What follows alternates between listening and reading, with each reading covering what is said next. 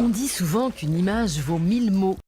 C'est-à-dire que le français pur, ça n'existe pas. Le français pur, c'est une abstraction, mais ça n'existe pas dans les faits, et en tous les cas, ça n'existe pas dans la société. Comment ça se passe dans le nouveau Front National? Ça se passe très bien comme ça, l'entente est bonne. Dès qu'il y a un dérapement, les choses sont mises au clair et ça a changé. Oui, c'est clair, ça a changé. Il n'y a plus de dérapement du tout. Il y en a encore, mais c'est en progression et ça ira en s'arrangeant, ça c'est clair. Est-ce que vous pensez qu'il faut sauvegarder la langue française? C'est quoi votre question, sauvegarder la langue française? Mais c'est comme si vous allez en Angleterre et vous allez leur dire parler allemand. Bien sûr qu'il faut conserver la langue française, c'est une évidence. Donc plus de dérapement non plus au niveau de la langue française. Plus de dérapement non plus au niveau de la langue française. Ouais, mais non, mais bon, attends. Bah oui, non. La plupart des organes qui arrivent maintenant, c'est des mecs qui Moi, je vais pas acheter non plus. Tout ça, qu'ils avaient un putain d'argot, une manière de parler, et c'est l'amour du mot qui m'a vraiment fait me pencher sur la culture. Assis-toi et roule un bol. Assis-toi, doucement salope, et roule un bol. Doucement, doucement. Assis-toi, petite salope, et roule un bol. Doucement salope, assis-toi, doucement salope, et roule un bol. Boum Des propos qu'on n'aurait jamais entendus chez Mathieu Bougart ou chez les grands artistes de la chanson française comme Georges Brassens qui par exemple chantait ça. Le comble enfin misérable salope, comme il ne restait plus rien dans le garde-manger, t'as couru sans vergogne et pour une escalope te jeter dans le lit du boucher. Eh bien voilà, messieurs les rappeurs, voilà, prenez exemple sur vos aînés, une femme, ça s'insulte en rime croisée. Remettre le couvert, c'est chaud, quoi. On a les coquillettes qui gonflent, comme on dit, et les yeux huileux. Comment j'ai faim? Grave. On commande un truc? Je sais pas si vous êtes en train de manger, mais je vous conseille de mettre ça de côté le temps de regarder cette vidéo. Parce qu'aujourd'hui, on va parler de notre meilleur ami à tous, la nourriture. Voilà, connard, là. Quand on a la chance de travailler le jambon, on s'intéresse au moins à ce qu'on fait. Je te casserais bien ta petite gueule de je m'en foutisse, s'il n'y avait pas ma femme. L'Organisation mondiale de la santé, qui est comme son nom l'indique, la plus grosse institution de la santé dans le monde, a fait un rapport sur base de 800 études dans 10 pays. Et ben cette étude, elle a conclu que la viande industrielle, du genre McDo, hot dog, salami, devait être mise dans la même catégorie que l'amiante et le plutonium. Autrement dit, dans le groupe cancérigène. C'est la boulangerie française, on va tous vous rendre obèse. Vous rendre obèse, on va tous vous rendre obèse. C'est la boulangerie française, on va tous vous rendre obèse. Vous rendre obèse, c'est la boulangerie française. Une personne devient obèse quand elle consomme plus de calories qu'elle n'en dépense. Un déséquilibre dû au changement des habitudes alimentaires et à la baisse de l'activité physique ces dernières années. Je voudrais faire le temps à l'image de cette seconde. Je voudrais faire la nuit. Je voudrais faire le vent. Je voudrais faire ma vie noyée dans mes songes. Tu voudrais pas me faire un casse-croûte plutôt?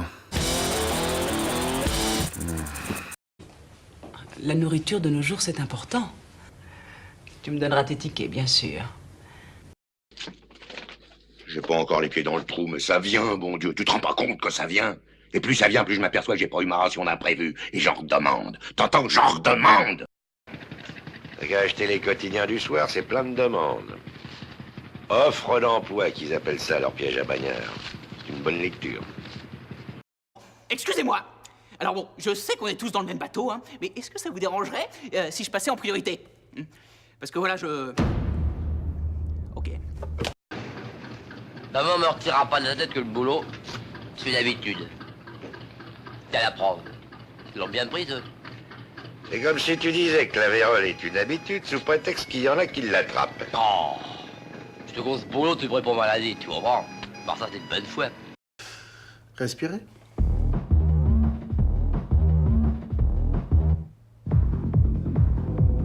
Remets l'autre, c'est ma préf.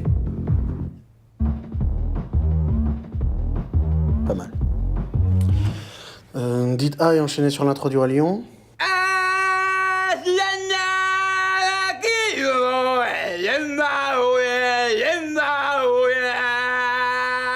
Ouais, effectivement, vous avez un chat dans la gorge. Permets-moi de te dire que si moi je suis de mauvaise foi, quand toi tu viens défendre le boulot, t'envoies un peu loin le paradoxe. Je préfère pas te répondre. Tu me fatigues.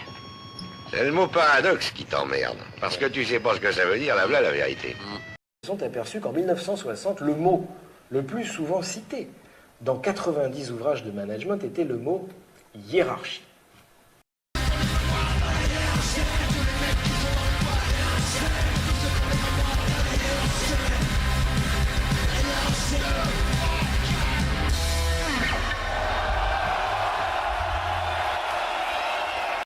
Mesdames et messieurs, quel est, selon vous, le mot number one du capitalisme contemporain tel que le plus souvent cité dans 90 ouvrages de management de l'année 1999?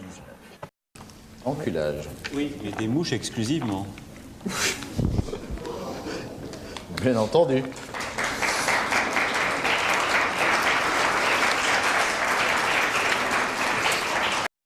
Notre ennemi à tous. Attention, je vais faire des malheureux. Que c'est notre projet! T'es tendu comme une crotte. Mais non, je suis pas tendu. Si t'es tendu. Bah non. Si je te dis que t'es tendu, t'es tendu. C'est pas entendu, je suis pas tendu. Je dis t'es tendu, Natacha. C'est tout. Vive la République! Vive la France! Est-on crédible quand on a la langue trop longue?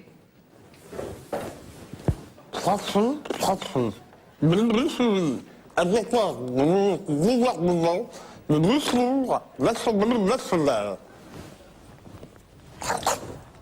Non, on n'est pas crédible quand on a la langue trop longue.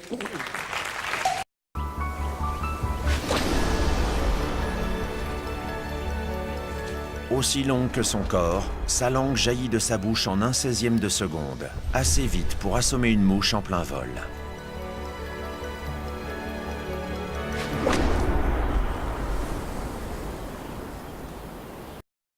Allez, il va falloir parler d'autre chose enfin.